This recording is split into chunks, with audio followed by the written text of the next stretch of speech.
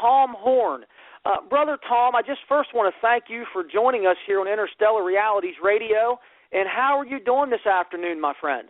Hey, I'm doing great. We're really busy right now with all of our latest projects, and thank you for having me on your program again, Steve. Well, the last time we talked, we discussed Zenith 2016, and by the way, it's an honor to have you. And praise the Lord for this, but that show has been just averaging thousands and thousands of views over the last 7 weeks. It's been shared and commented on and liked. I mean, every week, thousands and thousands of views. And it's really just had a tremendous response. And Brother Tom, it just confirms my suspicion that this material is sought after, and people want to know what is happening in the world around them. Now, today we will shift our focus to your new book, On the Path of the Immortals, and there's quite a gap between Zenith 2016 On the Path of the Immortals. I understand that.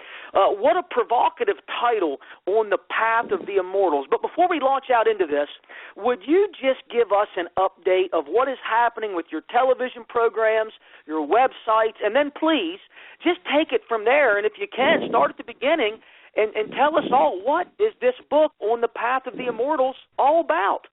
Yeah, okay, Steve. Well, thanks for the opportunity to be able to do that. As far as, all of our new endeavors, we started out years ago. I had pastored for 25 years. I stopped pastoring as a hobby. I started a little online thing called Raiders News Update that just grew and grew and grew and grew, and our mailing list started getting huge, and people were wanting us to publish, so we started publishing books under Defender Publishing.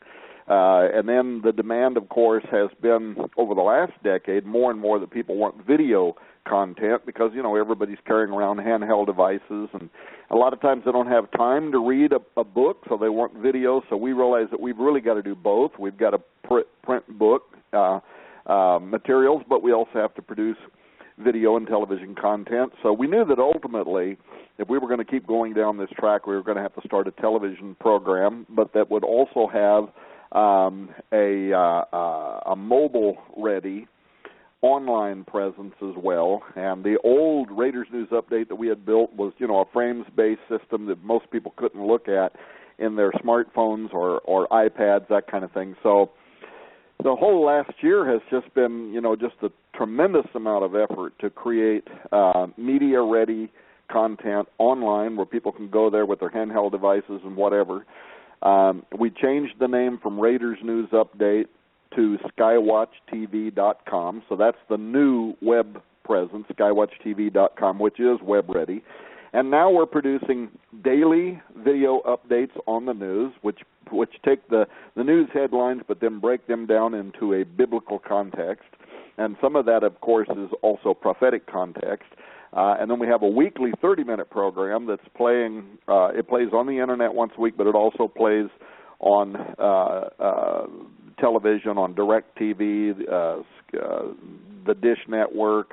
I forget how many channels, but it's been, and that's been very successful. We've had a big response from that, and we're getting ready to expand to more television presence as well. And then what the public doesn't yet know is that we also are negotiating right now with a documentary film company, and in fact, I'll be sitting down with them in about a week, I hope, and we are going to launch Defender Films. The very first film is partly already done, called Inhuman. It's on the transhumanist movement. We were able to travel the world and get the world's leading transhumanists. We also got members of the U.S. President's Council on Bioethics. We got university professors, and then we got those who could put all of this into a prophetic context as well. And we're hoping that within 2 to 3 months from now, we'll be releasing the new documentary called Inhuman. But that's going to be a whole new side of what we're doing. And anyway, it's been breathless, I tell you. But I'm probably having more fun than I should be allowed to have. You said that we've kind of become the Indiana Jones of Christian publishing and Christian filmmaking, and it feels that way to us too. I have on my staff now full-time 2 private investigators that work only for me. God has blessed us so that I also have an additional 10 people that they do script writing, they do field investigative work, they do whatever we need them to be able to do, and they also split their time in the warehouse. Derek and Sharon Gilbert were the latest two that came to work for us full-time. Derek's producing daily television. Sharon, of course, has degrees in biology, so she's very important to what we will be developing on the science side. So anyway, lots of stuff, right? Now, how did we get to this new book, On the Path of the Immortals? The book's already the number one selling book in several categories. We've been getting media requests everywhere. We're on primetime network television right now on programs like the Jim Baker Show and others. We're also doing all of our old favorite shows like Your Show and Coast to Coast AM and Caravan to Midnight tomorrow and other programs later today that I'm not even sure who it is. They're just going to be calling me and we're doing radio programs. But how did we get here? What's very interesting about this, Steve, is this has been in the hands of God from the beginning. We never set out to write the first of the three books Chris Putnam and I have done together, Petrus Romanus. We never sat down and said, hey, this would be a cool idea, let's write this book. It just came to us that you had a 900-year-old prophecy. It's not a biblical prophecy. It could be a fraud. It could be demonic. It could be divine. We took a very critical view of it in our book, Petrus Romanus, The Final Pope is Here. But we wrote the book just purely given the fact that you have a 900-year-old prophecy, and regardless of where it came from, it's a historical document, and it was set to come to an end with the election of whatever pope was going to follow Pope Benedict. Now, Chris and I took a very brave step forward. We produced, I think, and this mostly goes to Chris's credit because he's really the theologian, I'm not, but we produced, I think, probably the best book that was ever produced on the subject of this 900-year-old prophecy called The Prophecy of the Popes. And it takes a critical view of it, but it says maybe there's something going on here that we don't quite understand. Based on some of our investigation, we were able to determine that if the Catholic Church was following, that we believed that one way or another, Pope Benedict would be forced to step down or would voluntarily step down. And we predicted that 1 year in advance. We even said the month that he would resign. Now, at the time we were out there doing radio and talking about it, people, Catholic bloggers and stuff, they were saying, well, these guys are evangelical. They don't even know what they're talking about. No, popes don't resign. Popes stay in office until they die. Then, lo and behold, Benedict stepped down exactly the same month that we said he was going to, the first pope to have done that in 400 years. And we had media all over the world then wanting to know, including Catholic media, wanting to know who is your insider, right? Who at the Vatican was leaking information to you. And so all of a sudden the media everywhere wanted to talk to us. So now we're out there. We're doing all these programs. It was a documentary film based on what we had predicted that was produced by WorldNet Daily Films. The History Channel did programs on our predictions, things like that. So we're out there now doing all this media, and people around the world were calling in. And whenever it was a talk show where there was opportunity, for people to call in and ask a question, we started getting a question that was coming in from around the world, and it was this. Okay, prophecy of the popes, blah, blah, blah, but what do you make of the Vatican now suddenly being out there with their leading astronomers, their top astronomers, saying that besides this whole prophecy of the popes thing, we now would be willing to baptize aliens, and it's more likely than not that aliens exist, extraterrestrial intelligence, not just microorganisms, but advanced extraterrestrial intelligence. And people would call into those programs. What do you think of that? What do you make of that?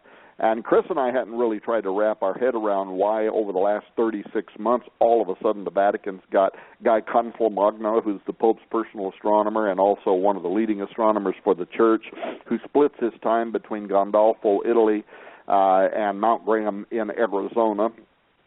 Why is he out there saying, I would baptize an alien? And why is the leader of the Borg, the Vatican Observatory Research Group, Jose Gabriel Funes, who's also a leading astronomer for the Catholic Church, he's out there not only saying he would be willing to baptize an alien, what he's saying is even more disturbing. He's saying that the aliens are actually coming here and they're going to baptize us because we're fallen. We're separated from God except for the propitiatory work of Jesus Christ, but they may not be fallen. And if they haven't fallen, and they're God's creation, they not only would be our brothers, they'd be morally superior to us, and they're going to be coming here to baptize us into their faith. And it may change. And you should know this, Steve, and your listeners. Right now, at the Pope's University in Rome, there are Opus Dei level theologians, top level theologians for the church that are right now writing doctrine that's going to go through the process that it has to go through to be accepted before it can be approved by the church, writing doctrine that says that information may soon come from an extraterrestrial source that may change everything we think we have ever known about the gospel. It may require us to change literally our understanding of God and of the gospel. And that theology is being written right now. So they're moving almost as if they're preparing for a kind of official disclosure moment. So anyway, not to get bogged down, we're out there doing shows on Petrus Romanus. People are calling in. Why is the Vatican talking about all this stuff all of a sudden?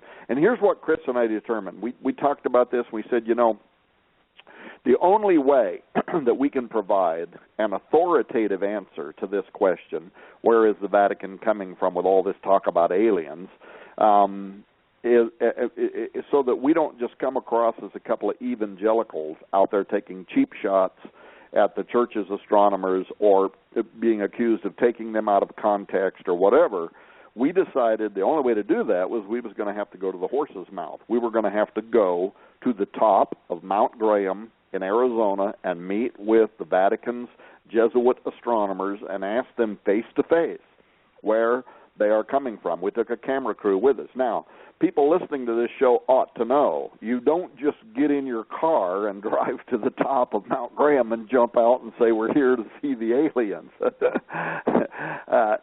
This place is highly protected. It has law enforcement. There are huge fences miles down from the observatory, with signs on the fences in several languages describing all the terrible things they're going to do to you if you try to climb over that fence and get up to Mount Graham. You can't just go up there. So I had to negotiate this through the Arizona State University. God gave us favor. We got permission. We had to go with a guide that works with ASU that had keys to the gates and that could get us up there. Long story short, if a person wants to know that whole story, that's where this all started kind of becoming Indiana Jones. In fact, people that have read the book, the second book that was written based on that trip to Mount Graham, called Exo Vaticana, that's the book that when people read it, they said, man, it was just like an Indiana Jones movie going up the side of that mountain. We're giving that book away free. We're giving away the first one, Petrus Romanus. We're giving away several other books. We're giving away 2 documentary movies, and one of those documentaries is not available anywhere whatsoever. It's not available. It's not for sale. It's exclusive to Skywatch TV. It's 2.5 hours long, and it is the special investigative report that starts at Mount Graham, but then it goes to this new work on the path of the immortals, which I'll summarize quickly in a moment. We're giving that away. Also, Nita and I wrote a novel that became a bestseller called The Ahriman Gate, which deals with all this stuff of UFOs and aliens and ancient giants and DNA and all those things, but it puts it in the form of a novel. That book has like a $40 million movie contract on it, but it's never been made into an audio book. And now, for the first time, it's been produced as a fully dramatized audio book, 8 hours long. We're giving that away. So if people want to go to skywatchtv.com, they'll see the big ad up on the top, and they'll see if they buy from us the book On the Path of the Immortals, if they get that through a donation there to the Skywatch Television Ministry, they're going to get like $200 worth of product, but it includes these books I'm talking about. It includes Petrus Romanus, it includes Exa Vaticana, and a bunch of other stuff. So just thought I'd throw that out there. So we go up to the mountain. We get up there. We meet with the Vatican's astronomers, the Jesuits, and we ask them pointed questions like, what was Father Malachi Martin talking about in 1997 when he was on Coast to Coast AM? And Art Bell said, Father Martin, why did the Vatican force their way onto a mountain in Arizona? What are they doing up there? And Malachi, as you might recall, kind of ignited a firestorm when he said they're on the top of that mountain because at the highest levels of the Vatican governance and geoprudence, he said they know what is approaching the earth and that it will be of the utmost importance in coming years. Now, people can go to YouTube, and they can actually Google that, and they can listen to Malachi Martin making those very comments from 1997 off of Coast to Coast AM. So we asked about that. They admitted to us they are monitoring something, and they're not just monitoring something. Get this. There's actually 3 large telescopes on the top of Mount Graham. The first one is the Vatican Advanced Technology Telescope, where we visited. They let us climb all over the telescope. We looked at everything there. There's a radioscope we also went to, but the third telescope, which is the highest one up on the top of the mountain, is the largest telescope of its kind in the world. This is the large binocular telescope. It's used by astronomers all over the world. They actually have to apply and get in line to get permission to use it because everybody everywhere wants to use it. But that's the building in which we were shown the Lucifer device, and that is actually what it's called, which is a piece of infrared technology, very advanced infrared technology, which they are using to monitor whatever this is that is approaching the Earth. Well, anyway, people can read all about it, get the book Exa Vaticana for free with that giveaway thing we're doing over there at Skywatch TV. So we come down off the mountain. I'm really rushing past all that information. We come down off the mountain. We're feeling really good about ourselves. We're thinking, man, oh man, we have the story of a lifetime. And we send the book to the typesetter. It goes to the printer. It becomes an all-time international best-selling book, Exa Vaticana. And now we're out there doing radio on Exa Vaticana. And all of a sudden, and this is where this new work on the path of the Immortals came from, I get contacted by a member of the Apache Nation. He was listening to us on the radio, and he was listening to us talk about how the Apache had joined environmentalists in Arizona and had filed a federal lawsuit to try to stop the Vatican and NASA from going up onto the top of that mountain. That's a story all by itself, by the way, how the governor of Arizona must have had somebody at the Vatican deep in his back pocket because he had to literally do an in-run around environmental law and essentially declared by fiat that they were going to be allowed to go up there and build that mountain. That's a story all by itself, which we include in Exa Vaticana. But anyway, so the Vatican gets to go up there to build their observatory and work with NASA. Well, this Apache had heard me talking about that, and what I had said on a program was the Apache did not want them on that mountain because the mountain, I assume, is something like sacred ground to them in the sense that they obviously were here before we were. Their forefathers and foremothers had lived and died on the mountain, and so it's something kind of like a graveyard. It's sacred to them. Well, he wanted me to know that I had missed the point entirely. And this was where things started getting cryptic and kind of astonishing to me.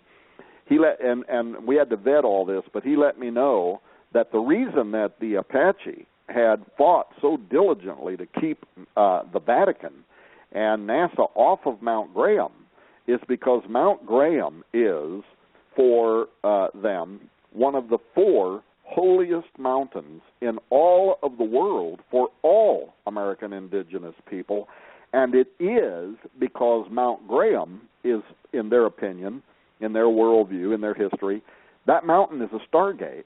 It is a doorway. It is a portal.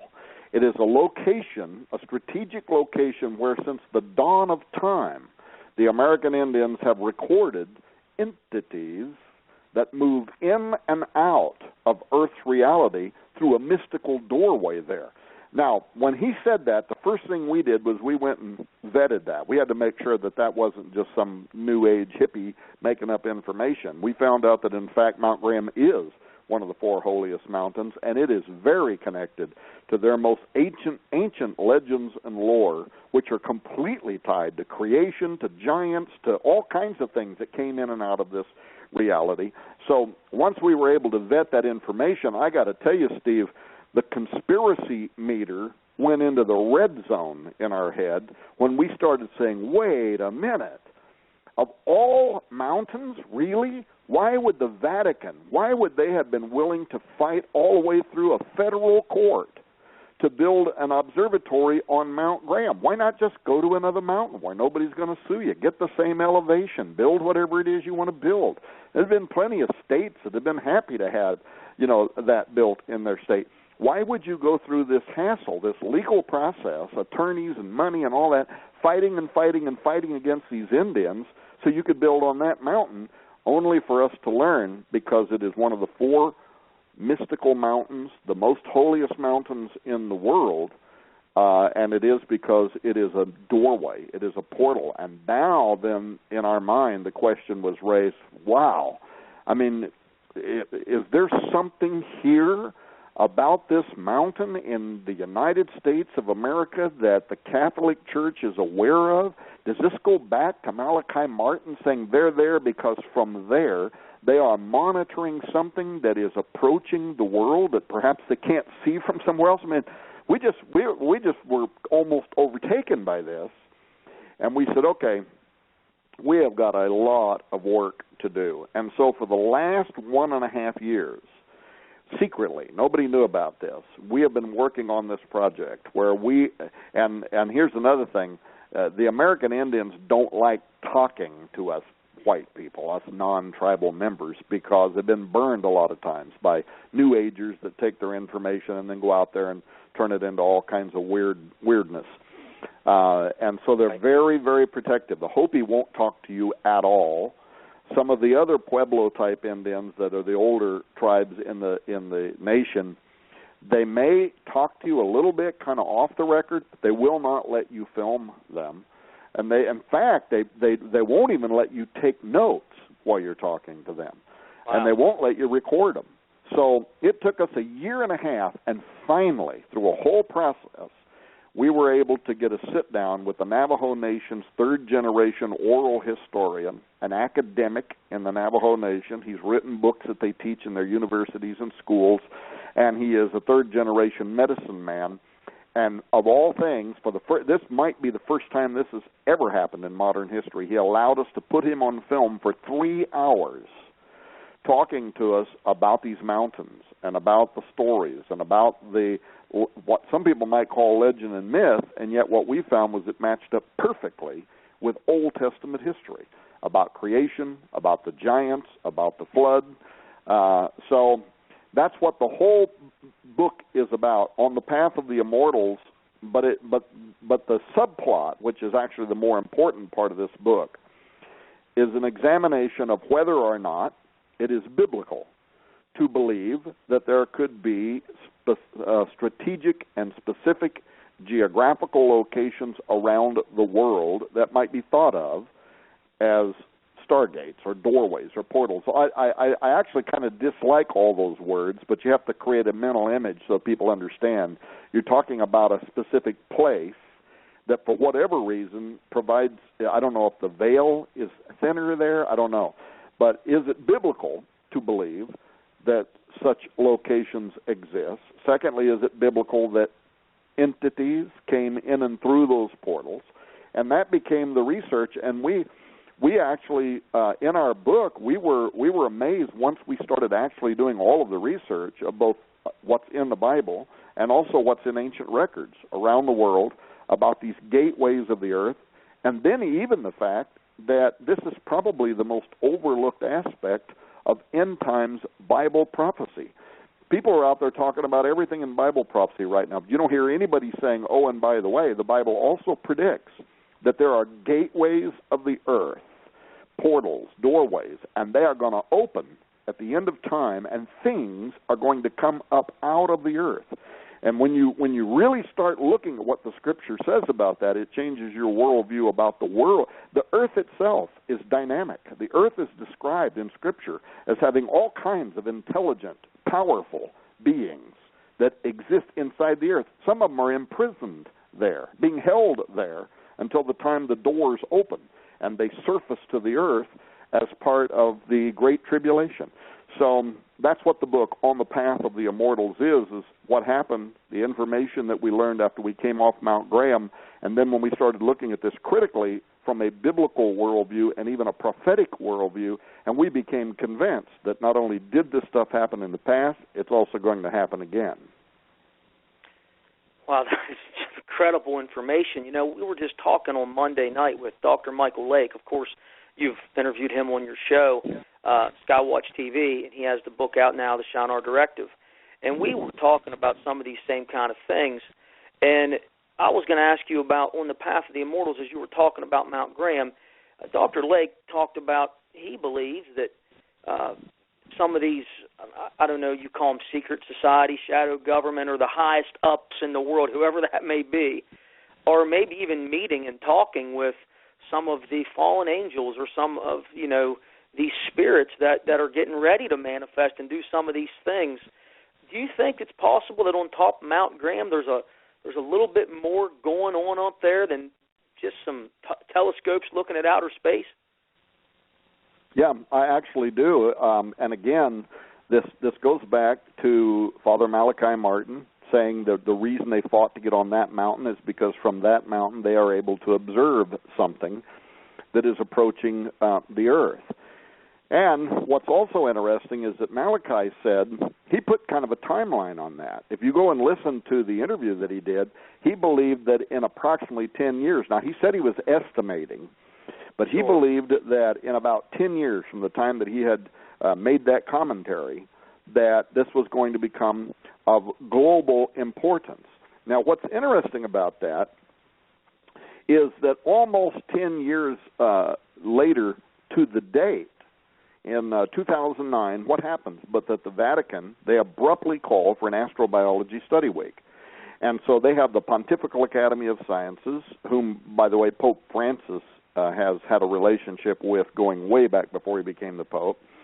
So they call together the scientists for the Vatican. They get 30 or so of the most powerful astronomers in the world. They also get geologists, theoretical physicists, but more importantly, they get together the Church's top theologians. And what was this whole week about? They discuss what will the impact be on faith, on religion, given the disclosure or the discovery of advanced extraterrestrial intelligence in the universe. Now, 90 days later, the Royal Society, now we're talking about the oldest scientific body in the world, they convene a meeting in the United Kingdom. And imagine this scientific body, it's 350 years old. They've never done this before, but 90 days after the Vatican, they come together to discuss, guess what? The detection of extraterrestrial life and the consequences for science and society. And that was the point in time when the media then was in a frenzy, because the Vatican had some of their people at the Royal Academy meeting too. The leader of the Royal Academy at that time was Lord Martin Rees, the Queen's astronomer royal. And he was making some comments that sounded revealing. He was saying, he said, and people can Google and read this for themselves, he said aliens are watching us in a way that we're not even aware of. I mean, and other people who were speaking there, that were university professors, were using loaded terms like, unprecedented evidence of extraterrestrial intelligence. So it was, and this only 36 months ago. So now what has happened since that time? Since that time, the Vatican has continued down this path, but now their language about the aliens is changing. It's going from we would baptize aliens to the aliens are coming here to baptize us. And right now, the Pope's astronomer, Guy Consolmagno, who, by the way, after we put out our book, Exo Vaticana, because he allowed me to interview him 5 times from Rome, he's got a book that he wrote, and this is part of the story, called Intelligent Life in the Universe. And as soon as it was coming out, because it has to do with the Catholic worldview of extraterrestrial intelligence, what the relationship there might be, I should actually call it a booklet, because I think it's only about 100 pages long. When that book was coming out, it was being published by the Vatican Truth Society, a Vatican-owned publishing house, and I ordered a copy of it. Before it was even in print, I pre-ordered a copy of the book. I was out there doing shows with Steve Quayle talking about, hey, the Church, Vatican's going to put out a book from Guy Consolmagno explaining their point of view with regard to the possibility of extraterrestrial intelligence and whatever.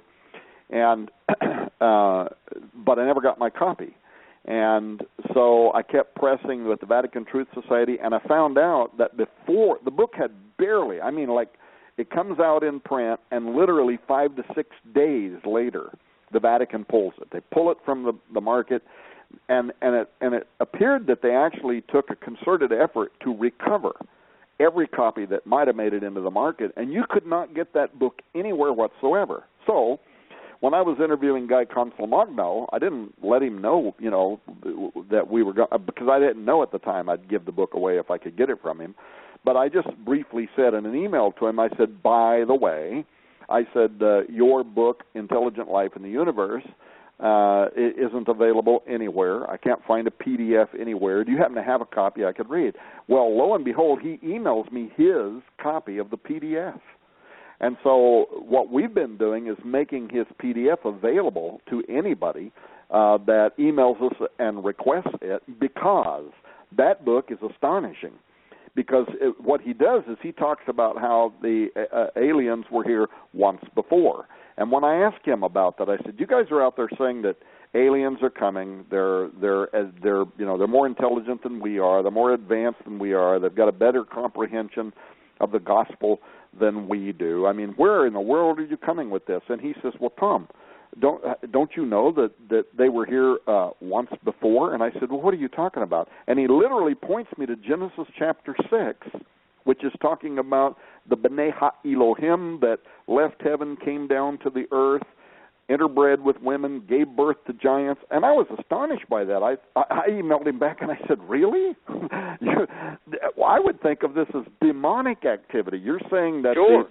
the Watchers are the same as the aliens that are going to come back again?" Well, then he emails me again, and in essence, all he's doing is quoting his own book at that time.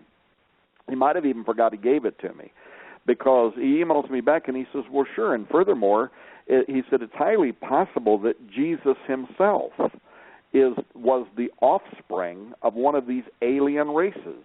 So I emailed him back again. I'm like, "Brother Consolmagno, this is blowing me away. I mean, are you literally asserting the Catholic Church's view is that Jesus might be a star child, that he was the offspring of what I would call an alien abduction scenario?" And then he quit talking to me. But the point is, that's exactly what he says in this book, and I think that's why it was pulled by the Vatican.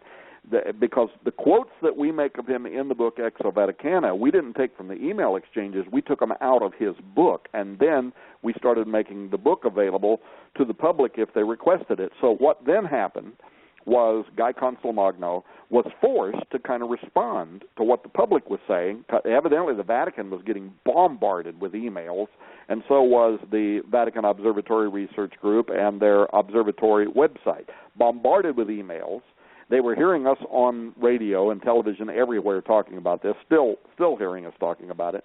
So Brother Consolmagno goes on to the Vatican Observatory website and tries to explain away that what I was saying was taking him out of context.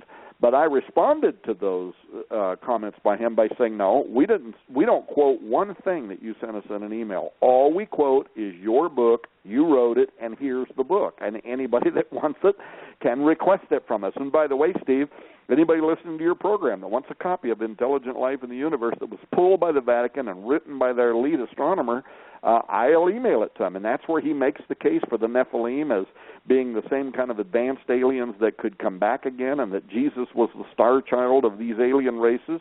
But what it does is it gives you, an open door into the mindset of some of the top-level astronomers and theologians that are writing doctrine now that I think at some point is going to become prevalent even with this new pope, and I'll tell you why in a second. Well, actually, I'll tell you why now because I forgot what I was going to... Oh, no, here's what I was going to say. Sorry, I get to going and like I'm an old preacher, right? I get off on a pig trail. Is that Guy Consolmagno then puts out a book, and it's out right. It just came out 3-4 months ago, Would You Baptize an Alien, where he's trying to kind of downplay what we learned through Exo Vaticana, and he's still saying it's a possibility, but now he's trying to make it sound like they're talking more theoretical about it all. But now, all of a sudden, the Vatican has put Guy Consolmagno on an international tour right now.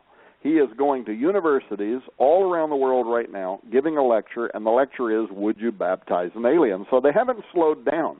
They're still talking about this information, but here's something that I think is going to become of the utmost importance, and maybe even this year. There is a buzz now, and it's among the conservative Catholics, and it's coming out in two ways. One, that this upcoming encyclical by the Pope on the environment might include something that changes church doctrine, but that links Pope Francis as a Jesuit to something connected to extraterrestrial intelligence and even Stargate concepts. Now, what do I mean by that?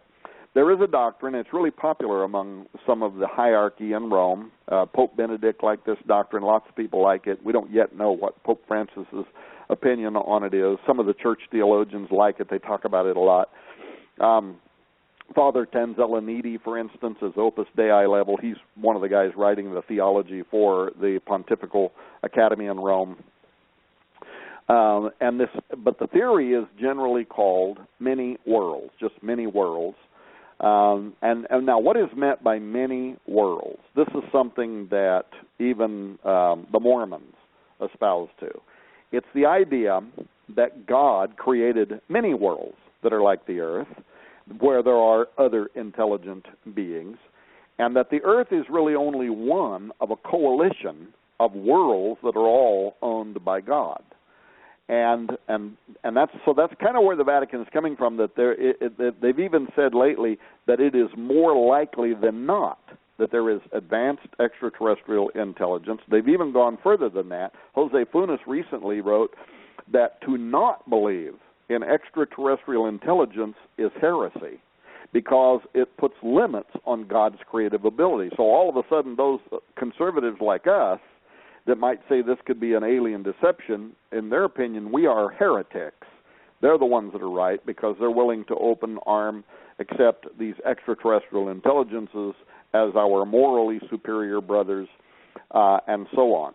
Now, so the Pope's encyclical, if when he presents his encyclical on the environment, if he uses language, this is what I was told by a Catholic priest to keep an eye on, if he uses language that seems to echo the idea that we are only one of many worlds, and we have a responsibility to those other worlds and to God to be good custodians of this planet, and these other worlds are watching. Angels, whatever you want to call them, on these other worlds are watching us, and we have a responsibility. Here's a better way maybe for the listening audience to kind of grasp what I'm talking about. Do you remember the old movie, The Day the Earth Stood Still? Sure. I remember hearing they redid that too, I believe. They did. And so here's the thing. The old original black and white, the alien comes in his big spaceship with his robot, Klaatu Barada Nikto. So they come with a robot, and they warn the Earth that we're developing nuclear weapons. But if we ever think we're going to extend that nuclear presence out into space, they will reduce us to a burned-out cinder. Now, that's the idea behind the first one. But in the remake with Keanu Reeves that came out a couple of years ago, the storyline was changed to reflect this idea of many worlds theology, in that the alien comes, we learn that they've been watching us since forever. We're only one part of a coalition of worlds, But we, humans, are becoming the virus on Earth. We're destroying Gaia. We're destroying this sentient living organism called the Earth, and they can't let us do that. And they're going to wipe us out for the welfare of the Earth. Now, if the Pope's encyclical takes up anything that kind of echoes that line of thinking, it might be step one to a following encyclical that's going to deal with the subject of extraterrestrial life and our responsibility in a many worlds kind of concept. Now, Tom Horn isn't making this up because guess what? Jose Funes, the leader of the Borg, has a relationship going back for a long time with the new Pope, Bergoglio. And Funes, who is also from Argentina, like the Pope is, when he entered the Jesuit order, one of his examiners was Bergoglio. So we were able to establish that there is a relationship between George Bergoglio, or Pope Francis, and the leader of the Vatican Observatory Research Group, Jose Funes, going back for generations. But in a recent interview with the Catholic press, Funes said something that most of the world read right past and didn't even take note of, but me and Chris Putnam did. He said that this first ever Jesuit Pope is right now busying himself with issues like, gay marriage, and he's a brand new Pope, so he's dealing with all of the kind of entry-level things that a new Pope has to do, establishing his own kind of methodology for, watching over his own doctrinal kind of preferences and so on. But he also this year is issuing this encyclical. He's going to be speaking before the United Nations. He's going to be speaking to a joint session of the United States Congress. Following that, he's going to call together the leader of all of the world's major religions and talk to them about unifying under a common banner for the purposes of both socialistic and also environmentalistic issues like Agenda 21 type things. So this guy's got a lot on his plate, but what Jose Funes said was, he said that as soon as he gets past those issues, he said he is going to turn his attention to astrobiology. Now, when Funes said that, man, that was like a red flare went off in the sky. Sure. Because all of these are dominoes that have been falling ever since Benedict stepped down and this first ever Jesuit Pope was elected. Literally, critical things around the world have been happening that are not coincidental. They literally are falling like dominoes towards the goal of a new world order, but what also might be the goals of some kind of official disclosure moment. And so when you ask me if I think elitists around the world, like what Dr. Lake might have been talking about, and by the way, I published his book, and he's a good friend. He only lives about an hour from me. And I'm actually very excited to publish his next book, which hopefully will be coming out before the end of the year. We don't even have a title for it yet. But he's a very cool guy, very smart guy, smarter than I am. Yeah, he is. Yeah, he is smarter than I am. Oh, no. He's a cool guy. As far as who's smarter, man, that's up to you two. You both are great guys in my book. Well, I can tell you he's smarter than I am. But so there's a lot of intrigue right now that's kind of surrounding the whole issue of what might, in fact, be going on at Mount Graham and elsewhere. And there's a lot to this. Now, let me say something really quick. People that might be listening that would say, well, yeah, but you started out talking about Mount Graham as a portal or a doorway, and that's why the Vatican might be up there, because maybe there's something different about that location than anywhere else as far as what? Their ability to be able to see or communicate with some other intelligence. I mean, this sounds like a sci-fi movie or something. And what in the world does that have to do with the Bible? Well, one of the things that we do in this new book, On the Path of the Immortals, is to, and from a scholarly approach, show that the Bible actually has an awful lot to say about this. Mountainous locations that could be doorways into what we would call the supernatural realm. Don't forget that when Moses would meet with God, he had to go to the top of the Mount of Sinai, there and nowhere else, and that's where he met with God. When Jesus returns, it says his feet will touch the top of the Mount of Olives, and from there he will descend down to the earth. In the book of Enoch, it talks about in the days of Jared, how 200 very powerful angels came down onto the top of the Mount of Hermon, and from Hermon they descended down into the valley of the plain, and that's where they started their illegal activity with the genetic modification of humans and animals. Years later, the Greeks, to commemorate that, built magical doorways into the bottom of Mount Hermon in Caesarea Philippi. And then they built dedicatories, little alcoves in the side of the mountain there that had statues of the demon god Pan inside of it. But that is where Jesus was standing with his disciples in Caesarea Philippi when he said to them, "The gates of hell will not prevail against my church." And then he goes on to talk about how Jonah was in the belly of the earth for 3 days and 3 nights. And, of course, if you read the story of Jonah, you find that Jonah's swallowed by a big fish, but he goes down into the bottom of the sea. And there in the Hebrew it says he arrives at Baravak, which in the Hebrew says a city of gates, gates of the earth. And he goes through one of those gates, and he winds up in Sheol, Hades, and there's no doubt about where he was because he says God delivered him out of the belly of hell, Sheol, Hades, in the belly of the earth. So then Jesus says that just like Jonah was in the earth, he too is going to go down there. And he does. His death, burial, and resurrection, he goes down into the belly of the earth. Now, when he comes up out of the earth, he has keys in his hands, the keys to death, hell, and the grave. This illustrates that not only are there gates, but there's also keys to those gates. And that, too, is something that continues through, for instance, the book of Revelation, chapter 9. A star, an angel, comes down from heaven. What does it say? He has the key to the bottomless pit. And he opens the bottomless pit, and from up out of the earth come this demonic locust horde. And down there in that pit, they have a king over them, Abaddon, who is called in his Greek tongue Apollyon, which is the same spirit that the book of Revelation, chapter 17, and the Apostle Paul, writing to the Thessalonians, say it is that spirit that's going to rise up out of the earth and inhabit the person of the Antichrist. So, and that list, it literally goes on and on. It's interesting that when you stop for a moment and you start thinking of this idea of stargates, you start noticing how many times the Bible refers, for instance, to the windows of heaven, things that can close and that can be opened.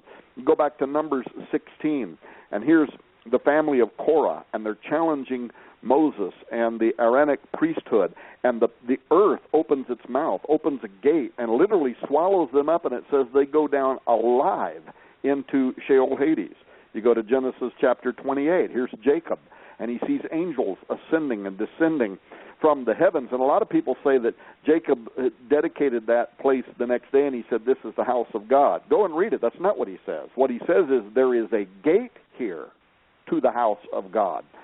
Genesis 10, Cush begets Nimrod. Nimrod begins to become a giant, is what it says in the Septuagint. He begins to become Gibborim, and immediately he goes to the plains of Shinar. You just interviewed Dr. Lake. His whole book is about this. And what does he do in the plains of Shinar? He goes to a specific location, and he builds a tower whose top will reach into Shamayim, the dwelling place of the watcher angels, the dwelling place of God. And God himself says they will accomplish what they have imagined to do. And what did they imagine to do? To build a tower, the top of which would somehow penetrate Shamayim. So this was one of the things that if a person gets the book On the Path of the Immortals, it's going to take them into a study unlike anything they've ever read before that confirms that the earth itself is dynamic, that there are things that are contained within the earth, even right now, awaiting.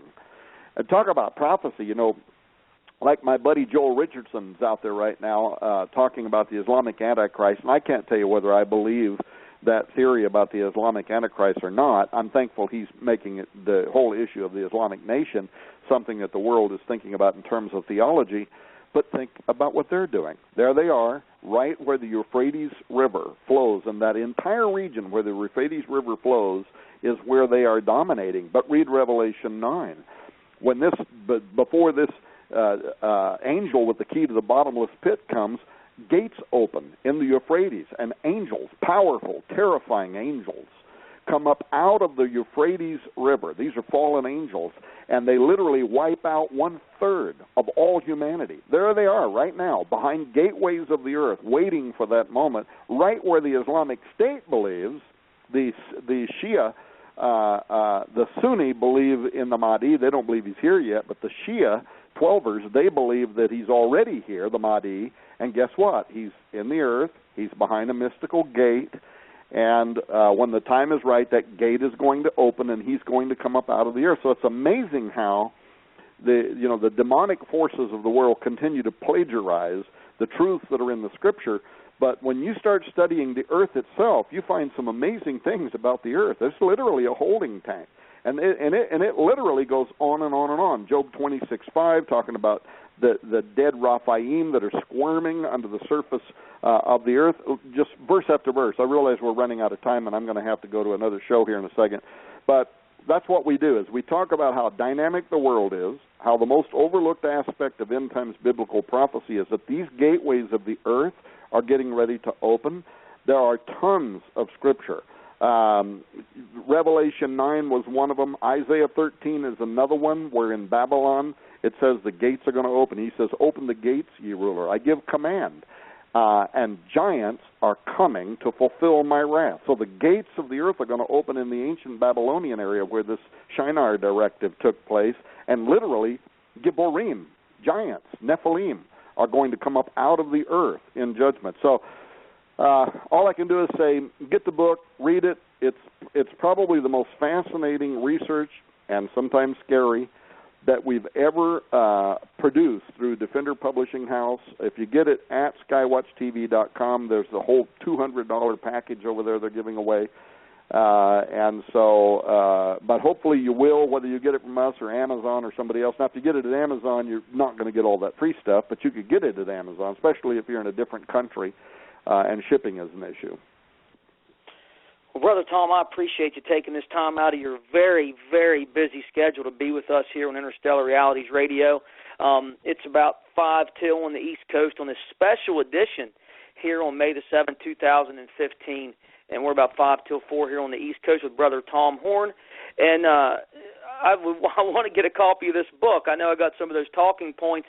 I do not have a copy yet, but it is on my to-do list.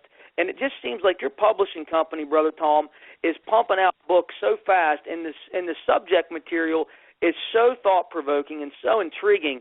It's mesmerizing what you are doing in this time that we're living, and how relative all this information is, and how pertinent and how needed it is. And I don't know of too many other, I don't know of any. I mean, there may be one here, one there I'm just not aware of. But I don't know of anyone else that's putting this kind of information out to the general public. So thank you, my friend, and, man, just keep on keeping on. Well, thank you, Stephen. Actually, we're producing less books now. A few years ago I was publishing 50 to 60 books a year, and I decided I did not want to just be a book mill. I only wanted to publish things that I thought had real meat and real importance, and that was when I formed Defender. Was really only a sub-label in my larger publishing house, and I gave away the other publishing house and took just the Defender label, and now I'm only publishing, 8 or 9, 10 at the most books per year, because I really want to focus on the stuff that is significant, that is cutting edge, that is important. One of the books I have coming out this year is by Bob McGinnis. He works at the Pentagon. I can't say a whole lot yet about the work that he is doing, because we're trying to keep it hush-hush, but he is an analyst for the Pentagon, and he has a very, very important work that he intends to produce, and we're publishing it. So that's what I'm trying to do. I'm trying to just take the most important stuff, zero in on what's really real, what's really meaty, give the church something that they can stand on, that also happens to have, even though some of these subject matters seem to be exotic, the theology is orthodox. Our theology is just bedrock Western evangelical Christianity. That's what it is. All right, Steve, thank you for having me on your program. Hey, thank you, Brother Tom. You have a great day, and we look forward to having you again sometime in the future. Okay, thank you. Bye-bye. Bye-bye. Ladies and gentlemen, that was Brother Tom Horn joining us here on Interstellar Realities Radio.